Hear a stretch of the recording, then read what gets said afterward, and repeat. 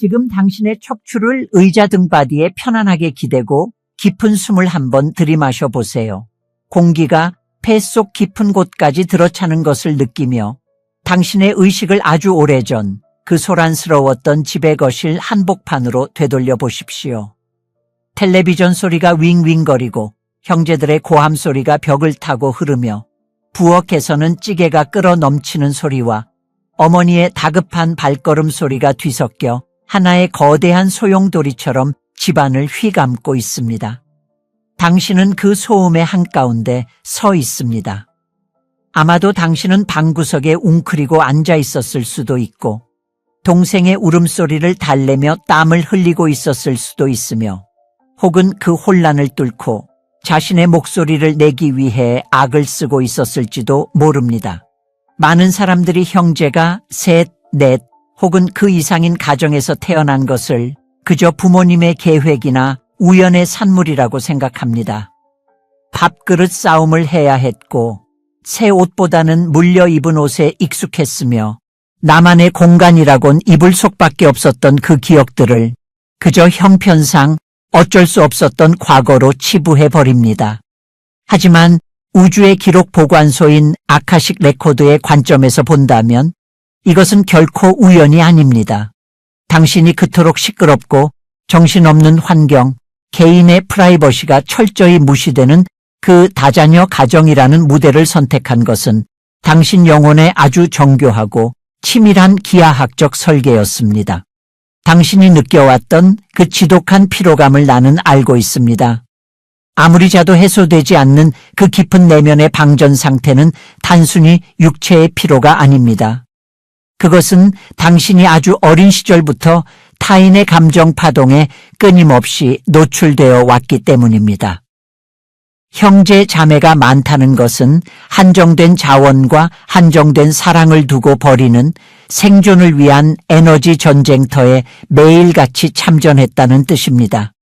당신은 아마도 이 전쟁터에서 살아남기 위해 보이지 않는 역할을 하나 선택했을 것입니다. 이것은 당신이 의식적으로 고른 것이 아니라 당신의 영혼이 전생에서 가져온 카르마의 균형을 맞추기 위해 본능적으로 집어든 가면입니다. 어떤 분들은 중재자의 역할을 맡았습니다. 큰형과 둘째 사이의 갈등 혹은 부모님과 자식들 사이의 긴장을 완화시키기 위해 자신의 감정은 철저히 죽이고 눈치만 보는 아이가 되었습니다.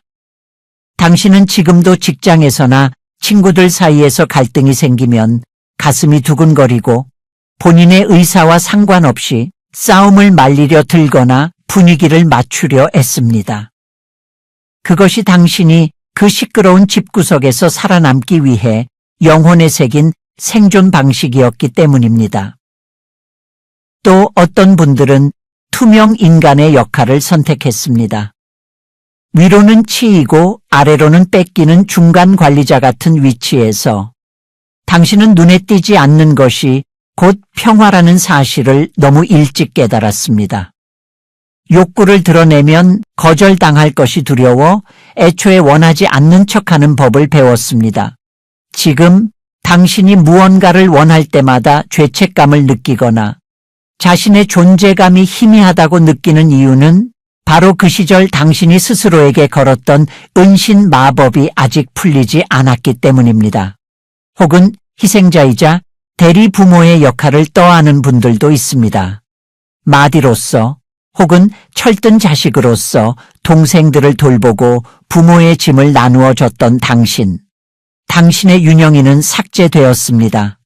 당신은 너무 일찍 어른이 되어야 했고 그 결과 지금도 타인을 돌보지 않으면 자신의 가치가 없다고 느끼는 강박에 시달립니다. 누군가에게 도움을 요청하는 것이 죽기보다 싫은 그 자립심은 사실 아무도 나를 도와주지 않을 것이라는 깊은 슬픔에서 비롯된 방어 기제입니다. 이 모든 역할극, 이 치열했던 소음의 드라마는 당신이 갚아야 했던 카르마의 빚과 정확히 일치합니다. 형제가 많다는 것은 당신의 영혼이 이번 생에서 자아의 경계를 배우기로 작정했다는 뜻입니다. 전생에 당신은 아마도 지독히 고립된 삶을 살았거나 반대로 타인의 영역을 함부로 침범하며 살았을 것입니다. 그래서 이번 생에는 내 것과 내 것의 구분이 모호하고 감정의 덩어리들이 엉켜붙은 그 혼란스러운 가족이라는 용광로 속으로 뛰어든 것입니다. 그 속에서 부대끼고 상처받으며 당신은 비로소 나라는 존재의 테두리를 어디에 그어야 할지 처절하게 학습하고 있는 중입니다. 지금 당신의 가슴에 손을 얹어보세요. 심장의 박동이 느껴지십니까? 그 소란스러움은 실수도 벌도 아니었습니다. 당신의 형제들은 당신을 괴롭히러 온 악당이 아니라 당신이 이번 생에서 가장 빠르게 영혼의 근육을 키우기 위해 고용한 아주 비싼 트레이너들입니다. 그들이 당신의 물건을 뺏고 당신의 말을 무시하고 당신을 소외시켰던 그 모든 순간들은 당신에게 이렇게 묻고 있었던 것입니다. 이런 혼돈 속에서도 너는 너 자신을 사랑할 수 있는가? 너는 외부의 소음이 아닌 내면의 목소리에 집중할 수, 당신이 지금 조용한 곳을 그토록 갈망하는 이유, 혼자 있는 시간을 생명수처럼 여기는 이유는 당신이 사람을 싫어해서가 아닙니다. 당신은 이미 평생 치의 소음을 다 겪었기 때문입니다. 당신의 영혼은 이제 졸업을 원하고 있습니다. 이제 그만 그 보이지 않는 역할극에서 은퇴할 시간입니다. 당신은 더 이상 눈치 보는 중재자가 아닙니다. 당신은 더 이상 숨어야 하는 투명 인간이 아닙니다. 당신은 더 이상 모든 짐을 짊어진 대리 부모가 아닙니다. 그 계약서는 당신이 어릴 때 작성한 것이고 이제 성인이 된 당신은 그 계약을 파기할 권한이 있습니다. 가족이라는 이름으로 묶인 그 끈적한 죄책감의 끈을 사랑이라는 빛의 가위로 잘라내는 상상을 하십시오. 그들을 미워하라는 것이 아닙니다. 다만 그들이 각자 자신의 카르마를 짊어지고 걷도록 놔두라는 것입니다. 당신이 짊어진 그들의 짐을 바닥에 내려놓으십시오. 쿵 하고 떨어지는 그 짐의 무게만큼 당신의 영혼은 가벼워질 것입니다. 당신은 많은 형제들 틈에서 그 좁은 틈새에서 피어난 꽃입니다. 짓밟힐까봐, 꺾일까봐 숨죽였던 그 생명력이 이제는 폭발할 때가 되었습니다. 그 혼란 속에서도 살아남은 당신의 생존력은 이제 세상을 치유하는 강력한 힘으로 변환될 것입니다. 당신이 겪은 그 소음은 당신만의 고요를 찾기 위한 전주곡이었습니다. 지금 이 순간 당신의 영혼이 이 메시지에 반응하고 있다면 당신은 이미 그 낡은 가족 카르마의 사슬을 끊어낼 준비가 된 것입니다. 깊게 숨을 들이쉬며 내면의 어린아이에게 말해주세요. 이제는 시끄러워도 괜찮아. 내가 너를 지켜줄 테니까. 우리는 이제 역할극을 끝내고 진짜 우리 자신으로 살아갈 이 깨달음을 당신의 세포 하나하나에 각인시키기 위해 아래 댓글창에 이렇게 선언하십시오. 당신의 손끝으로 적어 내려가는 순간 우주는 새로운 계약서를 발송할 것입니다. 나는 가족이라는 무대에서 내려와 온전한 나로서 다시 가족이라는 이름의 전쟁터 그 한가운데에 떨어진 당신의 영혼을 봅니다. 지금 당신의 손목을 한번 만져보십시오. 펄떡이는 그 맥박은 단순한 혈액의 흐름이 아닙니다. 그것은 수백 년, 아니 수천 년을 이어온 핏줄의 역사이자 당신이 이 생에 기꺼이 갚겠다고 서명한 카르마의 카운트다운 소리입니다. 형제가 셋, 넷 혹은 그 이상인 집안에서 태어난다는 것. 그것은 영혼의 관점에서 볼 때 가장 고난도의 특수부대 훈련소에 입소한 것과 같습니다. 당신은 어릴 때부터 느꼈을 것입니다. 식탁 위에 놓인 반찬 하나를 두고 벌어지는 미묘한 신경전, 부모님의 눈길을 한 번이라도 더 받기 위해 버려야 했던 처절한 연극, 그리고 그 소란스러운 틈바구니 속에서 철저히 외로워야 했던 당신의 그 차가운 방바닥을 기억합니다. 이것은 우연이 아닙니다. 당신이 그 많은 형제들 사이에서 치여야 했던 것, 혹은 마디로서의 무거운 책임감에 짓눌리거나 중간에 끼어 투명 인간처럼 숨죽여야 했던 그 모든 설정은 당신이 태어나기 전 영혼의 대기실에서 직접 고른 시나리오의 첫 장입니다. 지금 오른쪽 손을 당신의 가슴 정중앙 명치 끝에 살며시 올려보십시오. 그곳이 자주 답답하지 않으셨습니까? 병원에 가도 별다른 이유가 없다고 하는데 마치 뜨거운 돌덩이를 삼킨 것처럼 꽉 막힌 느낌, 혹은 누군가 거대한 손으로 심장을 쥐어짜는 듯한 통증을 느낀 적이 있다면 지금 제 이야기를 뼛속 깊이 들으셔야 합니다. 그 통증은 의학적인 증상이 아닙니다. 그것은 당신의 전생 기억이 보내는 긴급 구조 신호입니다. 당신의 형제들은 이번 생에 처음 만난 사이가 아닙니다. 아주 먼 과거, 어쩌면 고대의 어느 왕조나 전쟁터에서 당신과 그들은 서로에게 씻을 수 없는 빚을 졌습니다. 누군가는 당신의 것을 빼앗았고 누군가는 당신을 배신했으며 또 누군가는 당신에게 목숨을 빚졌습니다. 그 복잡하게 얽히고 설킨 채무 관계를 정산하기 위해 우주는 가장 효율적인 시스템을 가동했습니다. 바로 한 가족이라는 좁은 울타리 안에 당신들을 몰아넣은 것입니다.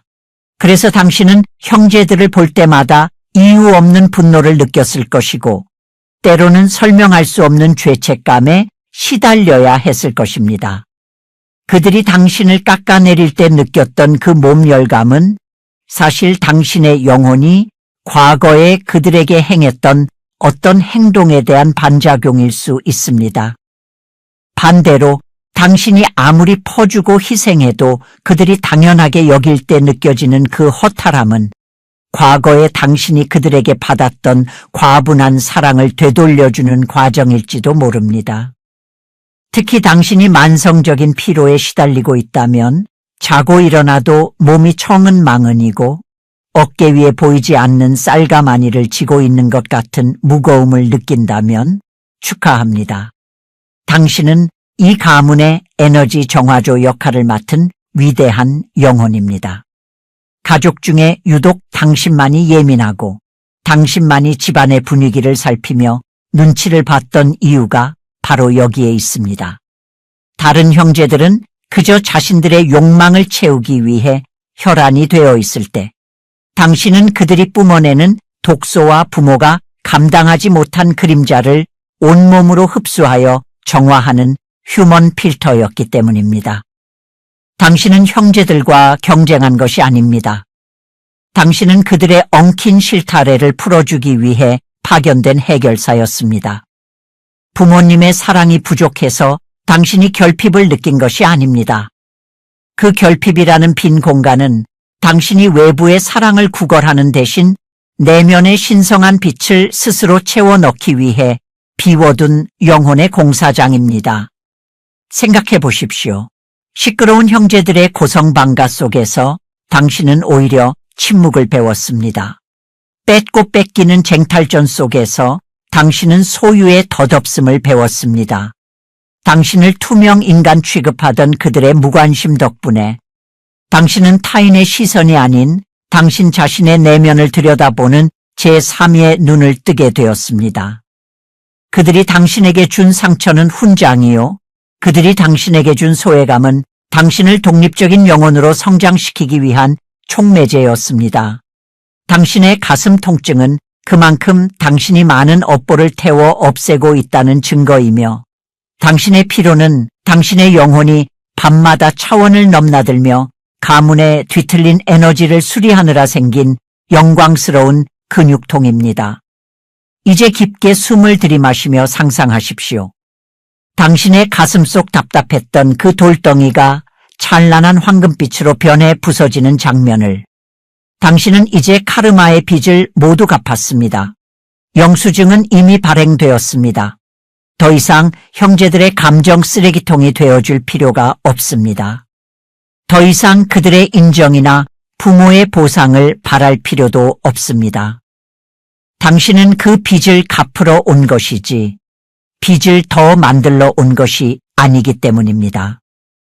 당신의 몸을 감싸고 있는 무거운 기운을 털어내십시오. 어깨를 한번 크게 돌리며 그동안 짊어졌던 형제들의 목까지 바닥에 내려놓으십시오.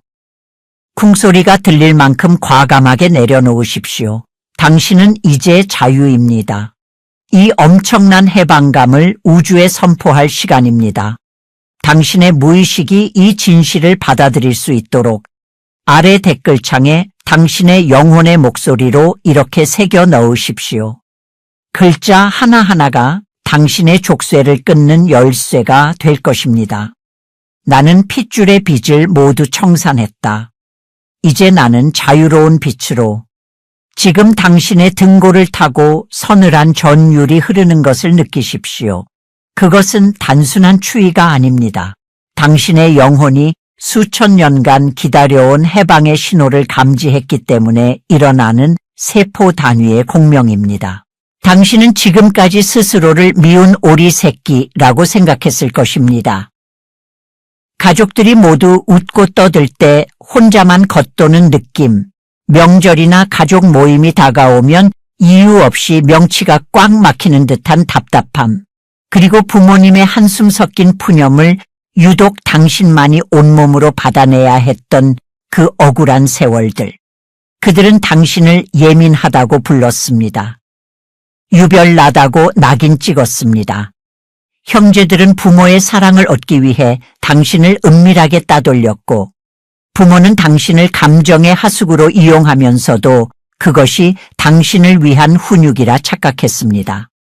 당신은 가족이라는 이름의 작은 사회에서 가장 약한 고리, 즉 희생양의 역할을 강요받았습니다.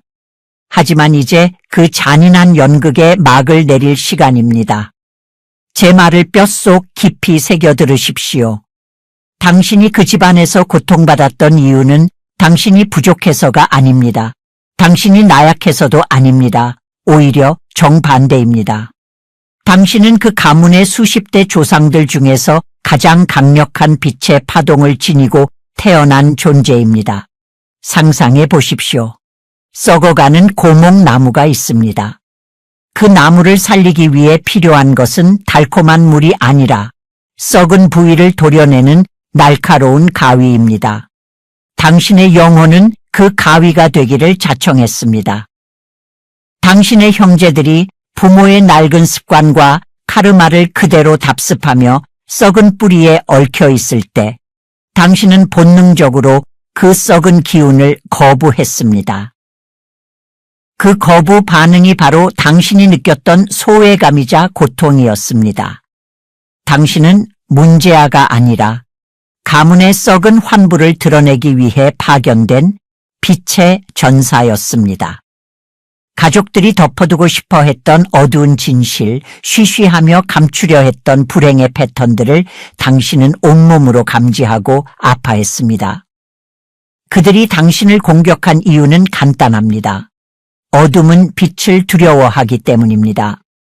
당신의 존재 자체가 그들의 거짓된 평화를 위협하는 거울이었기 때문입니다. 지금 당장 당신의 발바닥을 땅에 단단히 붙이십시오. 그리고 발바닥에서부터 붉은색 에너지가 올라와 당신의 단전까지 차오르는 것을 느끼십시오. 이것은 단절의 불꽃입니다. 우리는 지금 이 순간 당신이 태어나기 전 맺었던 가족 구원의 계약서를 불태울 것입니다. 당신은 어머니의 뱃속에 들어가기 전 이 가문의 묵은 업보를 당신의 몸으로 정화하겠다고 서약했습니다. 그래서 그토록 힘들었던 것입니다.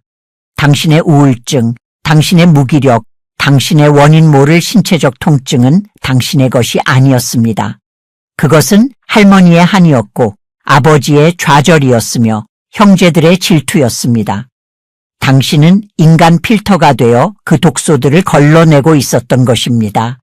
하지만 계약 기간은 만료되었습니다. 들리십니까? 우주의 시계가 째깍거리는 소리를 멈췄습니다. 당신은 할 만큼 했습니다.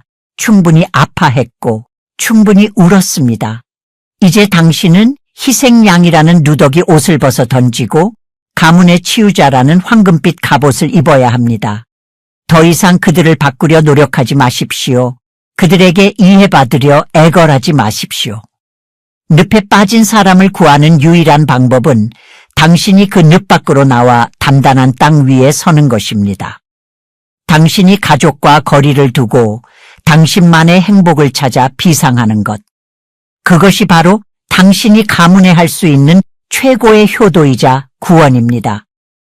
당신이 행복해져야만 그 높은 진동수가 가족들에게 흘러가 그들의 어둠까지 비출 수 있기 때문입니다. 가슴 중앙, 심장이 있는 곳에 손을 얹으십시오. 그리고 느껴보십시오. 쿵, 쿵, 쿵. 이 박동 소리는 당신이 누구의 부속품도 아닌 온전하고 존엄한 우주 그 자체라는 선언입니다. 당신의 핏줄 속에 흐르는 카르마의 사슬은 끊어졌습니다. 당신은 이제 조상들의 빚을 갚는 채무자가 아닙니다. 당신은 새로운 운명의 시조입니다. 당신으로부터 새로운 빛의 족보가 시작됩니다. 이 거대한 신분 상승의 순간을 확정 지으십시오. 과거의 슬픈 희생양은 죽었습니다. 이제 당신은 스스로 빛을 내는 태양입니다. 이 진실을 당신의 세포 하나하나가 기억할 수 있도록, 그리고 당신의 무의식이 이 새로운 정체성을 100% 받아들일 수 있도록 아래 댓글창에 당신의 새로운 영혼의 직함을 선포하십시오. 이것은 단순한 댓글이 아닙니다. 우주법정에 제출하는 독립선언문입니다. 나는 가문의 희생양이기를 거부한다. 나는 이 핏줄을 빛으로 치유하는 위대한